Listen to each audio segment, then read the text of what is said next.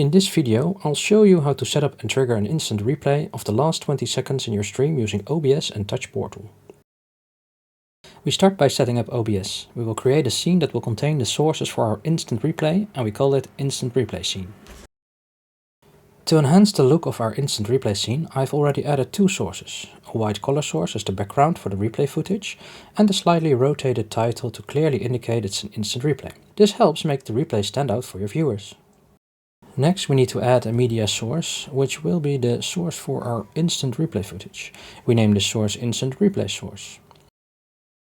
We link it to a placeholder video file that has the same resolution as our recordings. This will allow us to position it properly. It's important to make sure the media source starts playing when it becomes visible and hides again once it finishes playing. We'll position the instant replay source so that together with the background color source it creates a visual appealing layout. Now let's return to our demo scene and nest the instant replay scene we just created. We'll resize it and position it in the top right corner. For now, we'll keep it hidden as we only want it to appear during an instant replay. Next, let's set up our Touch Portal button to trigger the replay. We'll start by adding a Set Replays Buffer State action and set it to save the replay buffer. This captures and saves the last 20 seconds of your stream from the buffer into a file in your video folder. Next, we add a Wait for Timer action, set to 3 seconds. This gives OBS enough time to complete the save. Then, we use the Run PowerShell script action to get the name of the most recently saved file in the folder.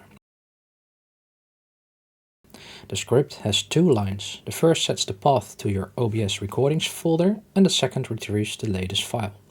This gives us the file name of the replay we just saved.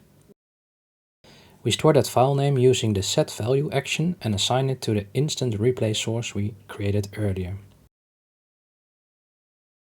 We use the setSourceVideo action and assign it local value 1, which contains the path to the latest video file created from the replay buffer. And finally, we show the nested scene to display the instant replay visuals and start playing the saved video. Since we are using a more elaborate instant replay scene, we need to make sure it gets hidden after the replay finishes. We'll add a Wait for Timer action set to 19 seconds, just 1 second less than the replay buffer duration. Then we duplicate the Source Visibility action and set it to hide the nested scene.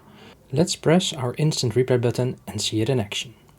It saves the replay buffer to file, waits 3 seconds, finds the latest file, assigns it to the instant replay source and shows the instant replay scene.